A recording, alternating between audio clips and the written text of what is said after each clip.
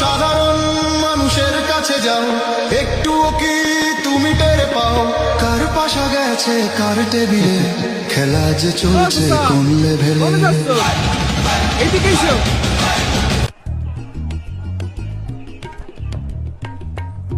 এইটা দেখে এম্বা করছো? না মানে দেখতে জানি কেমন লাগতেছে। আরে এটা তো বডিওল ক্যামেরা, তাই না কোন ভাই? বডিওল না, বডি ওর্ন ক্যামেরা। ওই একই কথা।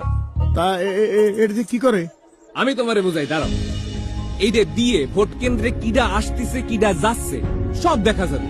আবার ধরো ইলেকশনের দিন কেউ ঝামেলা করতে চাইলো, সাথে সাথে বডি অন ক্যামেরার SOS বাটনটা সব দিলি, তখনই কন্ট্রোল রুমের যে মনিটর আছে সেখানে এই ক্যামেরার ছবি সবার সামনে ভাইসে উঠবি। কন্ট্রোল রুমেতে পুলিশের কাছে জিজ্ঞেস বুঝে সমস্যাটা কি, পুলিশে আর একটা বাটন চাইবে যখনই কইব সাথে সাথে ডাইরেক্ট অ্যাকশন। তখনই সশস্ত্র বাহিনী, বিজিবি ও আইন শৃঙ্খলা বাহিনী আইসে এই সন্ত্রাসীগুলারে ধরে যে যে আকাম করব একদম লাল দালানে ঢুকাই দিবে। বুঝিছো ব্যাপারটা? মানে আগের মতো কেউ আকাম করে পার পাবি না? চাচা, আগের দিন কি আর আছে? আমি ডামিয়ার লাইলাতুল ইলেকশনের দিন শেষ। চলো ভোটটা দিয়ে চলো চলো। আপনার নিরাপদ ভোট প্রদানে আপনার পাশে সার্বক্ষণিক নিরাপত্তায় আছে সশস্ত্র বাহিনী, বিজিবি ও আইন শৃঙ্খলা বাহিনী।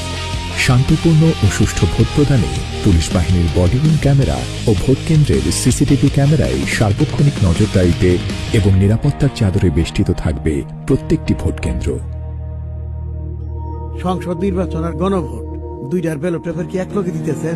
জি, এই যে তাই আপনার সাংবিধানিক অধিকার প্রয়োগ করে দেশ পুনর্গঠনে দেশের মালিকানা বুঝে নিন।